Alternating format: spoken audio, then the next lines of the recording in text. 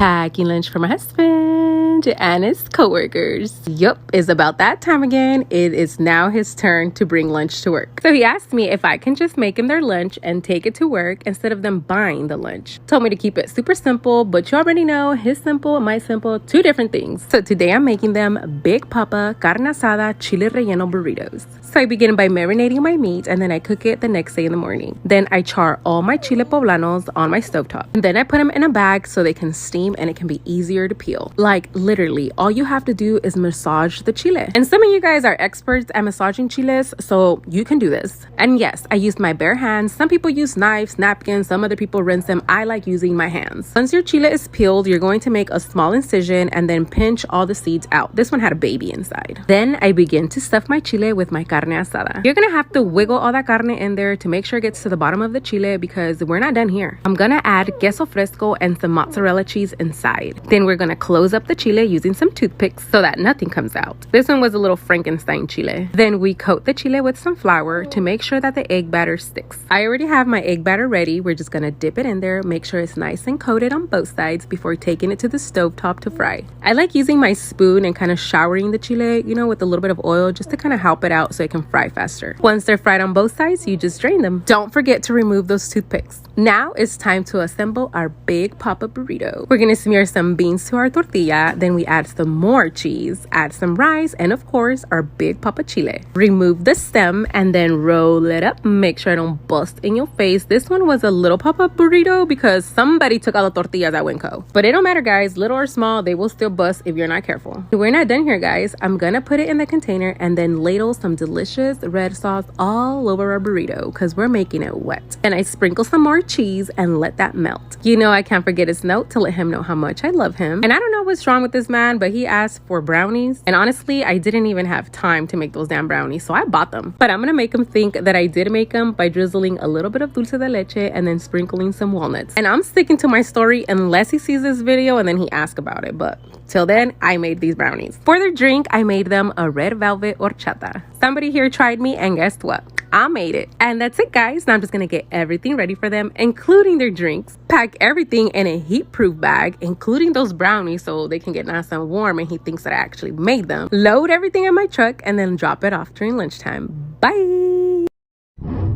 Let's pack today's lunch for my son and his girlfriend. So today is Friday and I decided to spoil these two with a little lunch at school. So they've been telling me that they go to this sandwich place near their school and I was like, I'm just gonna take them lunch. That way they save their money and they can probably go out this weekend. So today I'm making them pulled pork sandwiches. I'm gonna begin by rubbing my pork butt with some mustard. That's gonna be our binding agent. You won't even taste the mustard, just trust me here. Then we sprinkle it with some rub. And just because it's called rub doesn't mean you're going to rub it in there. Just sprinkle it. Then take it to your oven at 200 degrees for 12 hours. I did 12 because I made a lot of pork since I was gonna sell some also. Once I let this cool off, I'm going to shred the pork and then add our favorite barbecue sauce. To go along with our pork sandwich, we're going to make a creamy coleslaw because you don't want to choke with all that bread. I know a lot of people don't like coleslaw, but guys, just trust me. I'ma butter up my buns, make sure they're nice and crispy. Then I add some of my pulled pork. We're also gonna add some pickles and cheese. Then I top it off with my top bun and rub mayo all over my buns because we're taking it to the panini press so it can get nice and crispy. Then I open it up one more time so I can add the coleslaw inside. This one was for Natalie and she really doesn't like sweets, so I'm gonna camouflage the barbecue sauce with a little bit of jalapenos. Then I wrap it up in some parchment paper and cut it in half for them.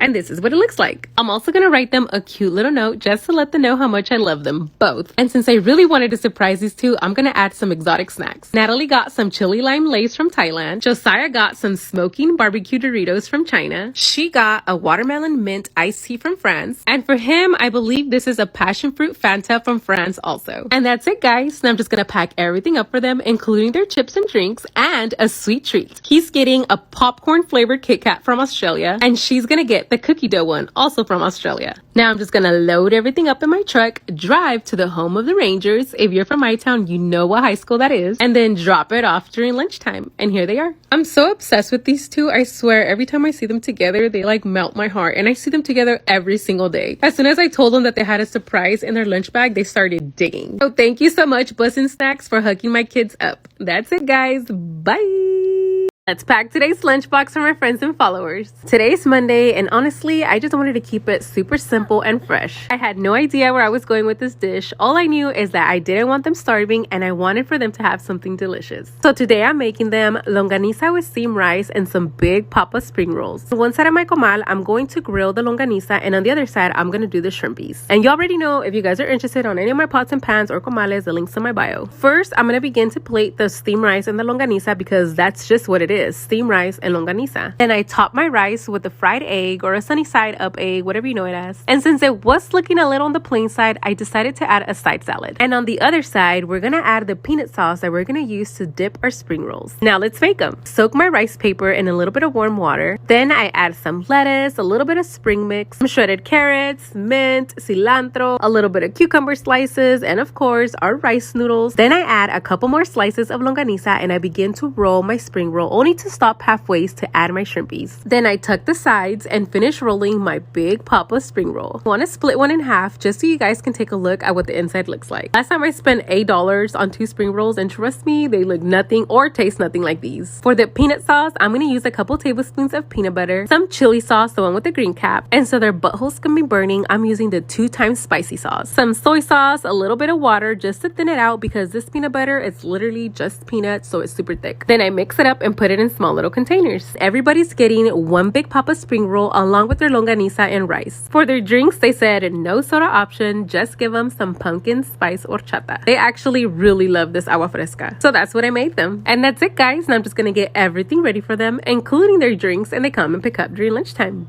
Let's pack today's lunchbox for my friends and followers. Today I'm making them vegan quesabirria tacos. I've been getting a lot of requests for vegan meals, and this one, my friend, is all vegan. Well, at least I hope. I'm gonna begin by opening my jackfruit because that's what we're gonna use to replace the meat. And don't worry, guys, my hands were washed and fully greased, but I still regret not wearing gloves. After removing all the pods from the fruit, we're going to shred it as if it was shredded meat. But I found it to be a little easier just using your kitchen scissors, and not the ones you cut your dog's hair with. Don't be nasty. For your peppers, you're going to need 6 guajillos, 4 puya, and 1 pasilla. You're also going to need a tomato, quarter piece of onion, a small piece of ginger like this, and half of garlic head. Then you add everything to a pot and let this boil for about 10 to 15 minutes. For your spices, you're going to need some cumin, oregano, whole peppercorns, allspice, cloves, some bay leaves, thyme, and sesame seeds. We're basically using the same recipe for a regular birria, but this one's just vegan. And to replace the chicken bouillon, you're going to use mushroom bouillon. You're also going to add about a quarter cup of vinegar and salt, and then you blend until smooth. Meanwhile, I had my pot with a little bit of oil heating up because we're going to fry up that salsa.